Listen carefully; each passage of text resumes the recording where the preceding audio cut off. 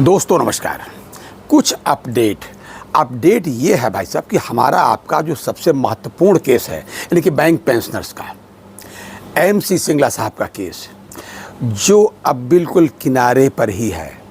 अगर आप supreme court की साइट पर जाएं, स्क्रीनशॉट कहो तो मैं डाल दूं भाई साहब, मैं डाल दूंगा उसमें साफ लिखा है फाइनल हियरिंग। कभी मोशन हियरिंग लिख के आता था, कभी कुछ लिख के आता था। अब चूंकि आपको दिख भी रहा कि फाइनल स्टेज पर है, जो डॉक्यूमेंट या एफिडेविट इनको और लगाना था हमारे प्रतिवादियों को, वो भी उन्होंने गौतम साहब ने लगा दिए, जो प्रतिवादियों के वकील हैं पंजाब नेशनल बैंक के, वो लगा दिए हैं। वो 10 को सबमिट किया था, 11 तारीख में वो एडमिट भी हो गए हैं, 11 तारीख को रिकॉर्डेड भी हो गए। तो अब कोई समस्या है नहीं भाई साहब। लेकिन मामला ये है कि जब कोई काम बिल्कुल किनारे पे होता है, पहले कोई मदद नहीं करता, बिल्कुल किनारे पे होता है, तब कोई आके खड़ा होता है तो अतिरिक्त, तो ये हम लोगों को तो ये लग रहा है कि किसी तरीके जल्दी हो जाए, कोई गड़बड़ ना होने पावे। अब की जो 19 तारीख को डेट लगी है भाई साहब, इस डेट को हमारे जो विपक्षी वकील साहब, जैसे ध्रुव मेहता साहब उधर से हैं, अब ध्रुव मेहता साहब और भी पूरी टीम है, वहाँ लंबी चौड़ी फौज, अगर वो मौका पा गए तो कहो घंटा 2 घंटा ऐसा खींच दे, हमारी तारीख फिर बढ़ जाए, लंबा खींच जाए। तो एक तो हमारे वकील साहब को होशियार रहना है, होशियार हैं हमारे वकील साहब, कोई कमज़ोर नहीं, बहुत अच्छे वकील साहब है, सीनियर वकील सिंधवी साहब हैं। लेकिन मामला क्या है उसे, मामला ये है कि एक तो पहले मिसलेनियस के केसेस सुने जाते हैं, हमारा भी केस रह चुका है मिसलेनियस केसेस में, वो भी पहले सुना गया था और 2 बार बल्कि सुना गया, लंच के पहले भी लंच के बाद भी। इस बार भी मिसलेनियस केस सुना जाएंगे। उसके बाद हमारा 2 नंबर पे केस है। पिछले वीडियो में मैंने आपको बताया था 1 नंबर पे एक सीमेंट मैन्युफैक्चरर्स एसोसिएशन का केस है, पैसे वालों का। पैसे वालों के बड़े वकील होते हैं, और हालांकि हमारा वकील कोई कमज़ोर छोटा नहीं, विद्वान वकील है, लेकिन उनके बात अलग है। उनके पास वकील भी बहुत होते हैं, बड़े वकील सब होते हैं, और उनका काम भी जो क्या कहें उस पर कोई टिप्पणी कर भी नहीं सकते। तो वो केस लंबा ना खिंच जाए, ये भी डर लगा रहता है। तो मैंने पिछले वीडियो में बताया था कि मेरा केस, हमारा आपका केस लंच के बाद आ जाएगा। यही बात मैंने कही थी और आज भी यही बात मैं कह रहा हूँ अपने तजुर्बे के आधार पर, क्योंकि मिसलेनियस केस जैसे ख़त्म हुए पहला केस शुरू हो जाएगा, वो ज़्यादा टाइम ना ले, लंच के पहले ख़त्म हो जाए बहुत अच्छा है, या लंच के बाद थोड़ा बहुत ले लेगा टाइम, अलग बात, लेकिन हमारा नंबर आ ही जाएगा, ऐसा मुझे आज भी विश्वास है। ये अलग बात है कि मिसलेनियस केसेस की संख्या पहले की अपेक्षा जो हुआ करता था इस बार थोड़ी ज़्यादा है। मैं समझता हूँ कि लगभग 37 मिसलेनियस केसेस हैं। अब मिसलेनियस केसेस बिल्कुल फटाफट नहीं बढ़ जाते हैं, कोई बेल केसेस है, कोई ये केसेस है, किसी मर्डर लिखाना है फट से, वो हो जाते हैं। कभी कभी कोई लंबा केस खिंच जाता है, एक आध बार ऐसा हुआ कि हमारा तो नंबर ही नहीं आया, हम तो 1 नंबर पे आया था, लेकिन इस बार ऐसा नहीं होगा, ऐसा मैं समझता हूँ। लेकिन यहाँ तक तो ठीक था। आप कहेंगे ये बार बार क्यों बता रहे हैं, तो मैं आपको बता दूं कि आज क्यों बता रहा हूँ ये बात। आज इसलिए बता रहा हूँ, एक तो 37 मिसलेनियस केसेस हैं, पहले वो सुने जाएंगे, फिर हमसे पहले वाले का नंबर आएगा, वो निपटे तब हमारा नंबर आएगा। हमारे केस में जिसमें हम उम्मीद लगाए बैठे हैं कि आज ही फाइनल हो जाएगा, जहाँ तक है उसमें क्या क्या और उसको डेवलपमेंट हम ना कहें, कुछ क्या अतिरिक्त बातें सामने आ रही हैं। डेवलपमेंट उसको कहते हैं जो थोड़ा मामला आगे बढ़ जाए, हमारी अपनी परिभाषा ये है। लोग कुछ नई बात होती है उसको डेवलपमेंट बताते हैं, मेरा मानना है उसको डेवलपमेंट नहीं, डेवलप उसको कहते हैं जब कि हमारा मामला थोड़ा सा और आगे बढ़ जाए और किनारे लग जाए, उसको हम डेवलपमेंट मानते हैं। तो उसमें एक पिछली बार भी आपने देखा होगा, वो थे उसमें एक नए एक साहब हैं, आंध्र प्रदेश है, आंध्र क्या तेलंगाना का है, अब तो हैदराबाद तेलंगाना में आ गया, वो है टी नागेश्वर राव करके हैं। तो टी नागेश्वर राव साहब खुद अपने इम्प्लीडर बनना चाहते हैं, अभी तक नहीं बने। मैं उनकी नीयत पर शक नहीं कर रहा भाई साहब। पिछली बार उन्होंने इम्प्लीडर बनने के लिए उनको ऑनलाइन परमिट भी किया गया था, लेकिन किसी वजह से उनकी बातचीत नहीं हो पाई है, वहाँ तक नहीं पहुँची बातचीत वाइज, जो भी है बहुत ज़्यादा उस पर क्या टिप्पणी करें। कुल मिलाकर के उनको इस बार भी मतलब जो अलाउ कर दिया गया कि वो भी इन पर्सन आ जाएँ, मतलब सामने खड़े होकर के बात करें। और वो पूरा दिल्ली में डेरा डाले हुए हैं। पिछली बार आए थे, तारीख नहीं हो पाई थी।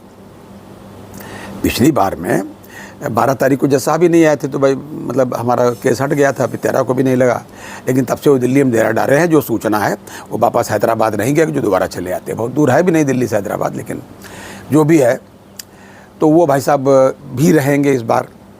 और उनका वो इधर उधर से उनका मन है कि हमको भी सुन लिया जाए थोड़ी देर।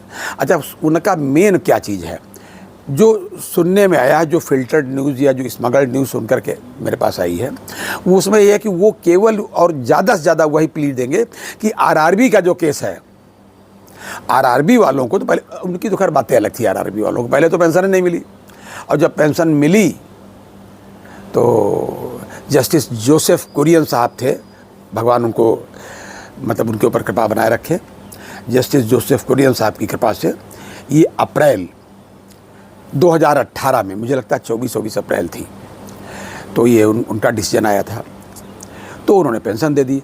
उसके बाद में उन्होंने क्या किया, बैंकों ने उसको 1 अप्रैल से लागू कर दिया।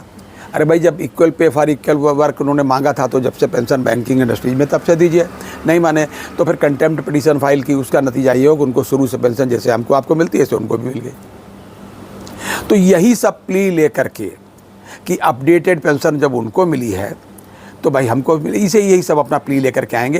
लेकिन ऐसी कोई नई चीज़ ऐसी नहीं है जो हमारे वकील साहब उसमें जानते ना हो।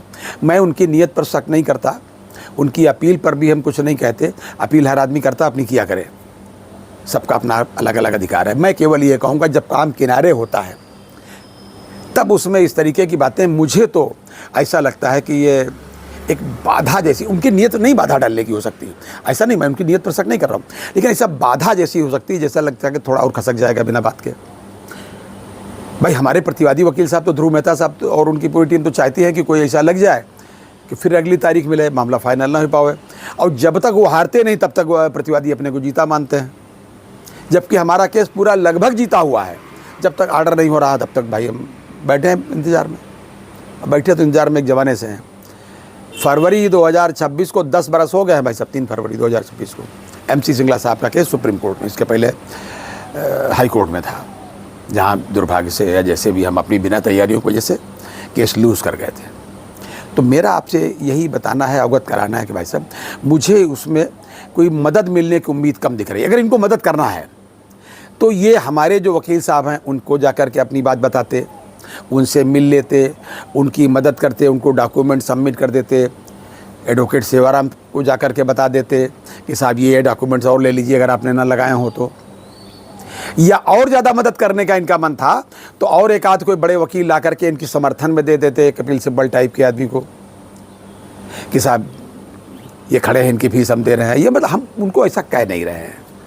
और अगर ऐसा ही बढ़िया काम आपको करना है भैया तो स्पेशल अलाउंस वाले केस में करिए, वहाँ तो कोई करने के लिए तैयार नहीं है। यहाँ तो एराइज वाले ये सब लोग देख ही रहे हैं कम से कम। और इतना किनारे आने के बाद खैर जो डेवलपमेंट था या जो भी था उसको डेवलपमेंट तो करना ही कहना चाहिए। तो मैंने कहा ये बता दूं कि ये चीज़ें आ रही हैं। एक तो वैसे ही 37 जो है मिसलेनियस केसेस, वो थोड़ा सा सर में दर्द होने लगता कि भगवान जल्दी से निपट जाए, लंच के पहले तो निपटी जाए। मैं ये उम्मीद लगाया बैठा था कि 12:30 तक शायद उनका निपट जाए और हमारे जो से पहले वाला सीमेंट एसोसिएशन वाला जो है, मैन्युफैक्चरर्स एसोसिएशन वाला केस लग जाए तो हो सकता है वो लंच के बाद भी अगर आधा घंटा सुन लिया जाएगा तब भी हमारा नंबर आ जाएगा 2:30 बजे तक। तो एक तो हम इसमें ही चिंता में हम लोग चिंतित थे, और दूसरे ये कि भाई साहब का भी मामला है, नागेश्वर राव साहब का भी। तो जो भी डेवलपमेंट है मैंने कहा आपसे शेयर करें। अब इन पर्सन इनको हाजिर होना है तो आएंगे तो है ही, कितना इनको मौका मिलता नहीं मिलता, लेकिन इससे थोड़ा लिंगारान होने की संभावना मुझको ज़रूर दिखती है। मैं इनकी बातों पर, इनकी नीयत पर कोई शंका नहीं कर रहा, कोई उनके इंटेंशन पर शंका नहीं है, लेकिन इतना ज़रूर है कि इस स्टेज पर ये चीज़ हमारे लिए हेल्पफुल होती मुझे नहीं दिख रही है।